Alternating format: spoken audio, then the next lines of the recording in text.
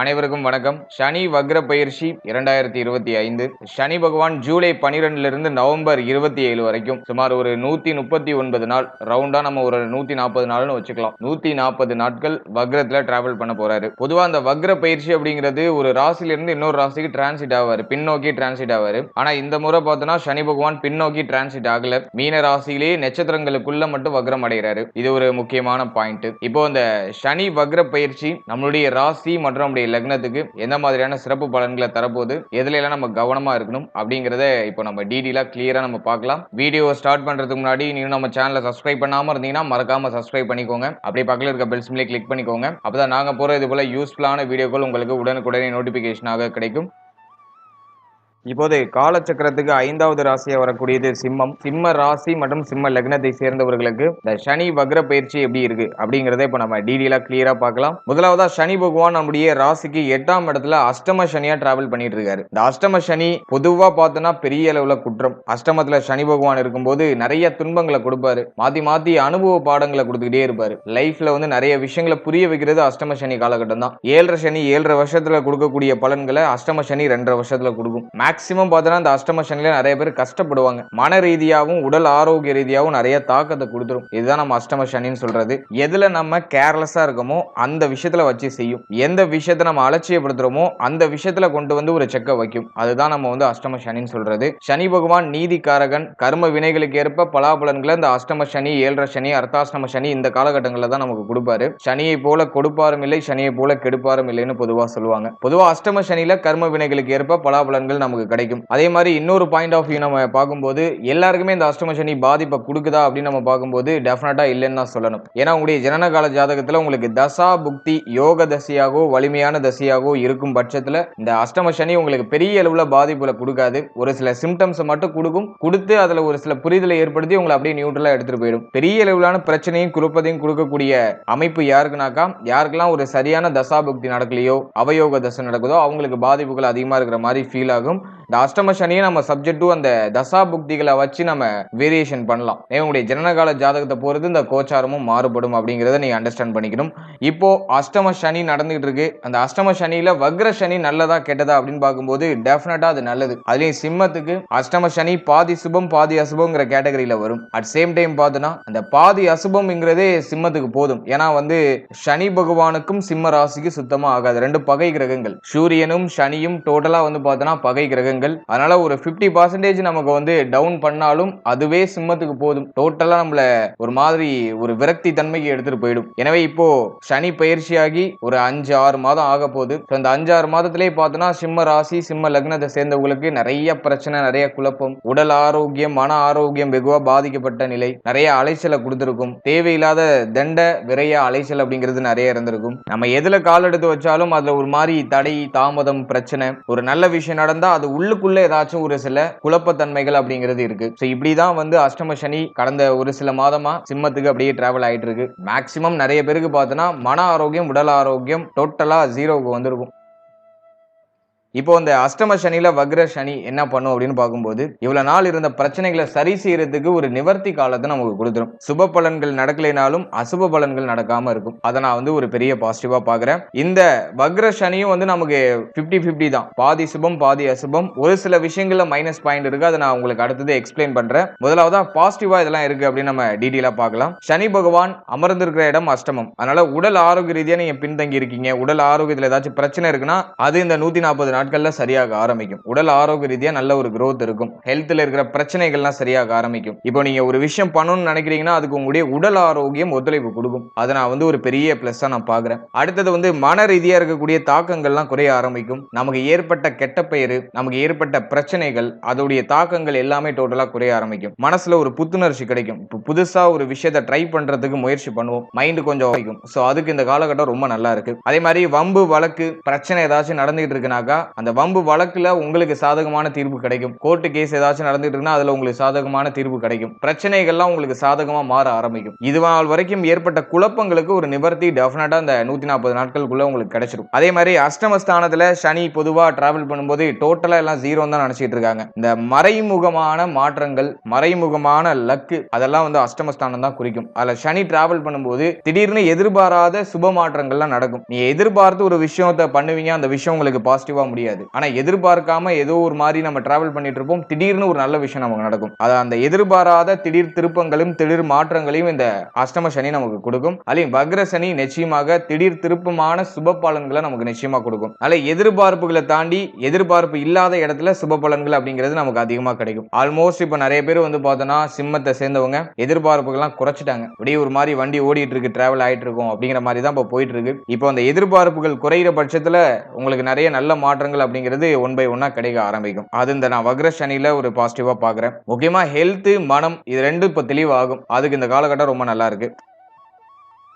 அடுத்து சனி பகவானுடைய வக்ர பார்வை ரொம்ப சிறப்பு. பிரச்சனைகள்லாம் குறைக்கும் டோட்டலா. அதன்படி இப்போ சனியுடைய வக்ர பார்வை நம்முடைய ராசிக்கு 10ஆம் இடம் ஜீவனஸ்தானத்துல பதியுது. ஆகவே இந்த தொழில் உத்தியோகத்துல பிரச்சனையை சந்திச்சிட்டு இருந்தவங்களுக்கு இப்போ அந்த பிரச்சனைகள்லாம் குறைய ஆரம்பிக்கும். ஆல்ரெடி நீங்க ஒரு உத்தியோகத்துல இருக்கீங்கன்னா அந்த உத்தியோகத்துல பணிச்சுமை குறைய ஆரம்பிக்கும். இந்த உத்தியோகத்துல ஒரு சம்பள உயர்வு, பதவி மாற்றம் இதெல்லாம் சிறப்பான முறையில கிடைக்கும். அதே மாதிரி இந்த உத்தியோகம் சார்ந்த வகையில என்ன பிரச்சனை இருந்துச்சோ அது சரியாக ஆரம்பிக்கும். நிறைய பேர் வந்து உத்தியோகத்தை சேஞ்ச் பண்ணுவாங்க. அந்த நேரத்துல அந்த சேஞ்சிங் மூவ்மெண்ட்லாம் இப்ப சிறப்பான நடக்கும். உத்தியோகத்தை மாற்றம் பண்ணணும்னு நினைக்கிறீங்கன்னா இப்ப தாராளமா பண்ணலாம். அதுக்கு ரொம்ப நல்லா இருக்கு இந்த காலகட்டம். அடுத்து நம்ம முக்கியமா பாக்குறது தொழில் சார்ந்த வகையில இருந்த நஷ்டங்கள்லாம் இப்போ நிவர்த்தியாக ஆரம்பிக்கும். ஆல்ரெடி நீங்க இன்வெஸ்ட் பண்ணி பொருளாதாரத்தை ஏதோ ஒரு விஷயத்துல முடக்கி வச்சிருக்கீங்கன்னா இப்ப நீங்க இன்வெஸ்ட் பண்ண பணத்தையாச்சும் எடுத்துடலாம். அந்த அளவுக்கு ஒரு பாசிட்டிவான சைன் இப்போ இருக்கு. ஆகவே தொழில் சம்பந்தமான விஷயங்களையும் நல்ல growth அந்த நேரத்துல நீங்க நிச்சயமா எதிர்பார்க்கலாம். புதுசா இன்வெஸ்ட்மெண்ட் பண்றதுக்கு ஃபேவரா இருக்கா, புதுசா தொழில் ஸ்டார்ட் பண்றதுக்கு ஃபேவரா இருக்கா அப்படின்னு நம்ம பார்க்கும்போது அதுக்கு அவ்வளவா ஃபேவரா இல்ல. புதிய இன்வெஸ்ட்மெண்ட்லாம் இப்போ செய்ய வேண்டாம். இந்த 140 நாட்கள்ல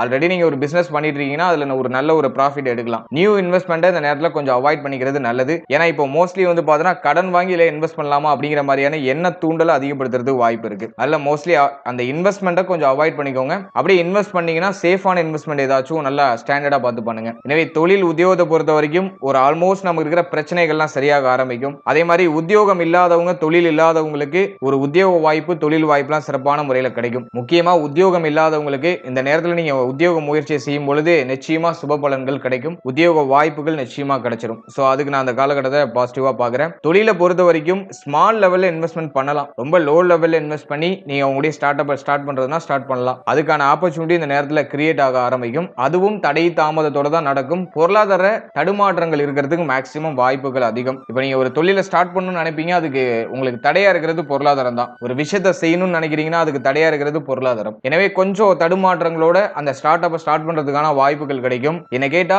ஹைலி இன்வெஸ்ட்மெண்ட் தயவு செஞ்சு பண்ணிடாதீங்க. அது ஒரு மாதிரி ட்ராப் மாதிரி போய் மாட்டிப்பீங்க. சப்ஜெக்டும் உங்களுடைய ஜனனகால ஜாதகத்தை பொறுத்து அதை நீங்க கரெக்டா நீங்க பிரிடிக்ட் பண்ணணும். ஜனனகால ஜாதகத்துல தசா புக்தி யோகமா இருக்குன்னா நீங்க கண்ணை மூடிட்டு இன்வெஸ்ட்மெண்ட் பண்ணலாம். தற்காலிகமா ஏதோ ஒரு சில மிஸ்டேக்னால ஒரு சில நஷ்டங்கள் ஏற்பட்டாலும் அதை ஈடுகட்டுறதுக்கான கெப்பாசிட்டி உங்களுடைய ஜாதகத்துல இருந்துச்சுன்னா அதை நீங்க சரி பண்ணிடுவீங்கன்னு அர்த்தம். அல்ல தசா புக்தியுடைய வலிமைக்கு தகுந்தார் போல இன்வெஸ்ட்மெண்ட் நீங்க பெருக்கிக்கணும். கோச்சாரப்படி பார்க்கும்போது லோ லெவல்ல இன்வெஸ்ட் பண்ணி டிராவல் பண்றது ரொம்ப நல்லது. எனவே தொழில் உத்தியோகத்துல இருந்த சுமை டோட்டலா சரியாகும். அதுக்கு இந்த காலகட்டம் ரொம்ப நல்லா இருக்கு. உத்தியோகம் இல்லாதவங்களுக்கு உத்தியோக வாய்ப்பு சிறப்பான முறையில் கிடைச்சிடும்.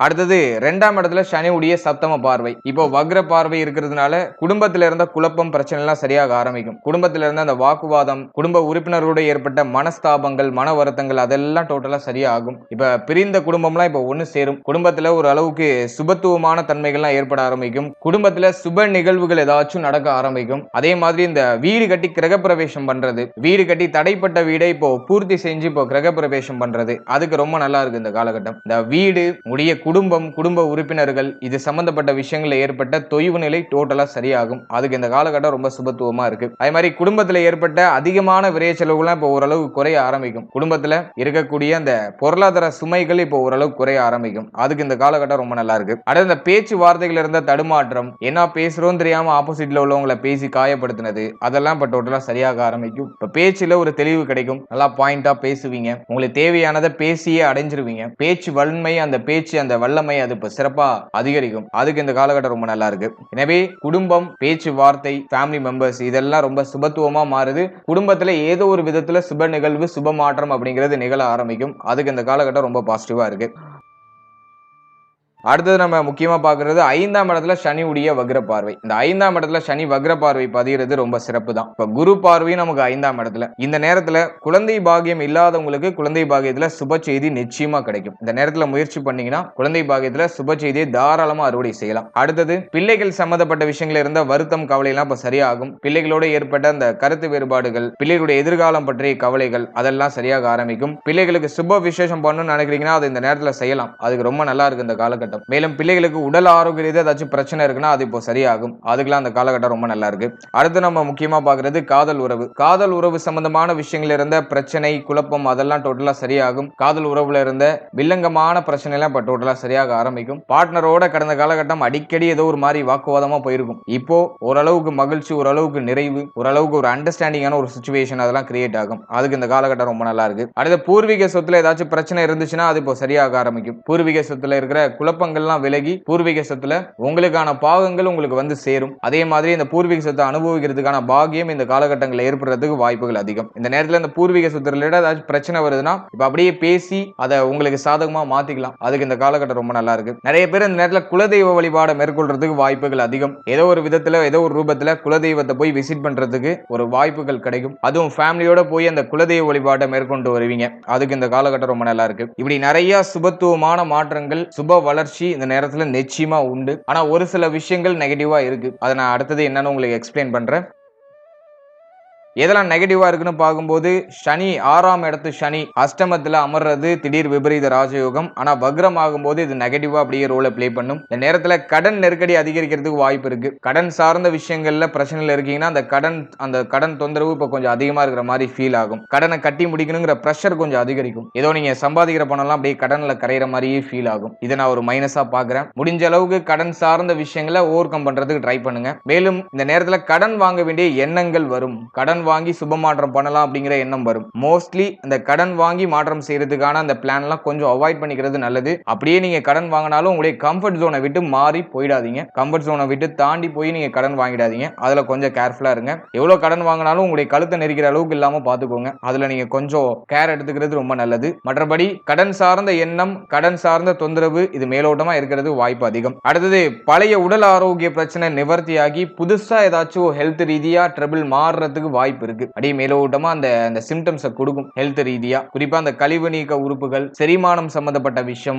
வயிறு சம்பந்தப்பட்ட விஷயம், சிறுகுடல், பெருகுடல் இது சம்பந்தப்பட்ட விஷயம், இதுல எல்லாம் கொஞ்சம் கவனமா இருக்கணும். செரிமான கோளாறு, உணவு விஷமா மாறுறது, சாப்பிடுற சாப்பாடு ஒத்துக்கல அப்படிங்கிற மாதிரியான பிரச்சனை வருது, அதுக்கான வாய்ப்புகள் அதிகம். அதுல கொஞ்சம் கவனமா இருக்கணும். அடுத்தது மறைமுக எதிரிகள். உங்களுடைய வளர்ச்சியை பார்த்து, உங்களுடைய வெற்றியை பார்த்து மறைமுகமா பொறாமப்படக்கூடிய ஒரு சில நபர்கள் உங்களை சுத்தி இருக்க வாய்ப்பு அதிகம். அல்ல மறைமுக எதிரிகளால ஏதாச்சும் தேவையில்லாத மன உளைச்சல் ஏற்படலாம். அதை நம்ம கொஞ்சம் யாரெல்லாம் நமக்கு சப்போர்ட்டிவா இருக்காங்க, யாரெல்லாம் நமக்கு ஃபேக்கான பீப்புளா இருக்காங்க அப்படிங்கறத கொஞ்சம் ஃபைண்ட் அவுட் பண்ணிக்கிறது ரொம்ப நல்லது. அடுத்தது முக்கியமா நம்ம பார்க்கிறது திருமண வாழ்க்கை, திருமண முயற்சி. திருமண முயற்சியை பொறுத்த வரைக்கும் 6ஆம் இடத்துல ராகுவுடைய சஞ்சாரம், 6ஆம் அதிபதி இப்ப வக்ர நிலையில 8ஆம் இடத்துல. இது ஓரளவுக்கு சுபத்துவமா இருக்கு. திருமண முயற்சிகளை செய்யலாம். ஆனா அந்த பொருத்தம்லாம் கொஞ்சம் சரியா பாத்துக்கோங்க. அப்படியே ஒரு மாதிரி உங்களுக்கு பொருந்துற மாதிரி வந்து இந்த திருமண முயற்சி பிக்ஸ் ஆகுற மாதிரி வந்து தடைப்பட்டு போறதுலாம் வாய்ப்பு இருக்கு. அதெல்லாம் கொஞ்சம் பொறுமை, நிதானம் தேவை. அதே மாதிரி இந்த திருமண பொருத்தம்லாம் கொஞ்சம் பார்த்து பண்றது ரொம்ப நல்லது. 1 and 7ல ராகு கேது இருக்கும்போது மேக்சிமம் பொருத்தம் இல்லாத ஜாதகங்கள் அதிகமா வரதுக்கு வாய்ப்பு இருக்கு. அதெல்லாம் அந்த திருமண முயற்சியில அவசரம் இல்லாம உங்களுடைய ஏஜ் வந்து கொஞ்சம் உங்களுக்கு கம்ஃபர்டபிளா இருக்கு, கொஞ்சம் தள்ளி போட்டு பண்ணலாம் திருமணத்தை அப்படின்னாக்கா கொஞ்சம் பொறுமையா பாருங்க. இல்ல உங்களுக்கு இந்த தசாபக்திக்குள்ளேயே பண்ணணும், ரொம்ப நெருக்கடியான சிச்சுவேஷன் அப்படிங்கிற மாதிரியான கேட்டகரியில இருக்கிறவங்க கொஞ்சம் விறுவிறுப்பா பாருங்க. சுப செய்திகள் தாராளமா கிடைக்கும். ஆனா கொஞ்சம் பொருத்தத்தை மட்டும் கொஞ்சம் ஓரளவுக்கு மேட்சா இருக்கிற மாதிரி பாத்துக்கோங்க. அதை கொஞ்சம் நம்ம பார்த்து பண்றது சிறப்பு. மற்றபடி திருமண முயற்சிகள் ஆல்மோஸ்ட் சிறப்பான பலன்களை கொடுக்கும். ஆனா ஆரம்பத்துல ஒரு மாதிரி இந்த ஸ்டார்டிங் ட்ரபிள் இருக்கும். ஒரு மாதிரி கொஞ்சம் தடைப்படுற மாதிரி, தாமதப்படுற மாதிரியான ஒரு சில குழப்பங்கள் ஏற்படும். ஆனா அது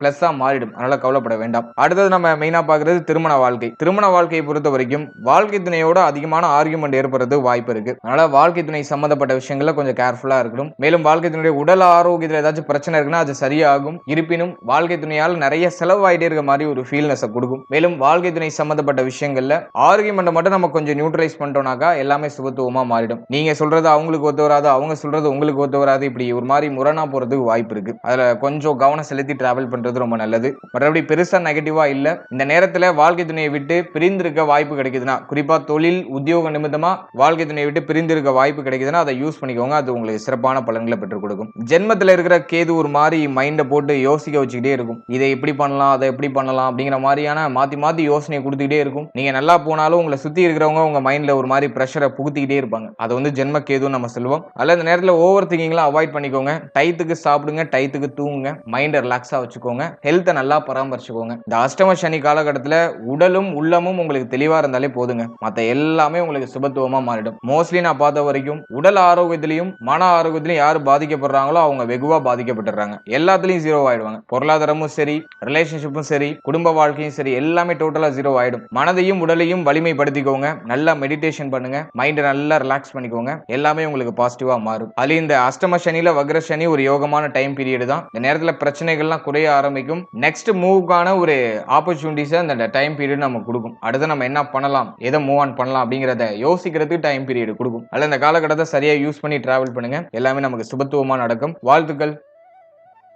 இப்போ நீங்க இதுவரையும் பார்த்தது கோச்சார ரீதியாக சொல்லப்பட்டிருக்க ஒரு பொது பலன் தான். இந்த பொது பலன் உங்களுடைய ஜனனகால ஜாதகத்தில் இருக்கக்கூடிய கிரக அமைப்பு, மேலும் உங்களுடைய ஜனனகால ஜாதகத்தில் நடக்கக்கூடிய தசா புக்தி யந்திரம், இதை பொறுத்து டெஃபினட்டா மாறுபடும். உங்களுக்கு ஒரு நல்ல யோக தசை நடக்குதுன்னா இந்த கோச்சார ரீதியா ஏற்படக்கூடிய பாதிப்புகள் எதுவும் உங்களுக்கு பெருசா தெரியாது. பாதிப்புகள் எதுவுமே உங்களை நெருங்காது. அதுவே அவயோக தசை நடக்குதுன்னா கோச்சார ரீதியா சொல்லக்கூடிய பாசிட்டிவான பலன்கள் எதுவுமே உங்களுக்கு பொருந்தாது. இங்க பூரா பாசிட்டிவா சொல்லியிருப்பாங்க, உங்களுக்கு நடக்கிறது பூரா நெகட்டிவா இருக்கும். எனவே சப்ஜெக்ட் உங்களுடைய இந்த தசா புக்திகளை நீங்க சரியா கால்குலேஷன் பண்ணி பாத்துக்கணும். உங்களுக்கு நல்ல யோக தசை நடக்குதா இல்ல அவயோக தசை நடக்குதா, இந்த டைம்ல ரிஸ்க் எடுக்கலாமா எடுக்க கூடாதா அப்படிங்கறத உங்களுடைய ஜனனகால ஜாதகத்தை வச்சு அந்த சப்ஜெக்ட்லாம் நீங்க பாத்துக்கணும். சோ இது உங்களுடைய குடும்ப ஜோதிடரை நீங்க அணுகும் போது உங்களுக்கு இன்னும் ஒரு தெளிவான ஒரு மனநிலையை அவங்க கிரியேட் பண்ணி கொடுப்பாங்க. அதே மாதிரி கோச்சாரம் அப்படிங்கிறது உங்களுடைய தற்போதைய மனநிலையை தான் குறிக்கும். உங்களுடைய மனசு தற்போதைக்கு எப்படி இருக்கு அதை வந்து கோச்சாரம் குறிக்கும். அது ஆக்ஷனா மாறுமா அப்படிங்கறத வந்து உங்களுடைய ஜனனகால ஜாதகம் தான் முடிவு பண்ணும். கொடுப்பினை தான் உங்களுக்கு முடிவு பண்ணும். அதாவது உங்களுடைய ஜனனகால ஜாதகத்தோட இந்த கோச்சாரத்தை கம்போஸ் பண்ணி பார்க்கும்போது உங்களுக்கு இன்னும் ஒரு கிளியரான அண்டர்ஸ்டாண்டிங் கிடைக்கும்.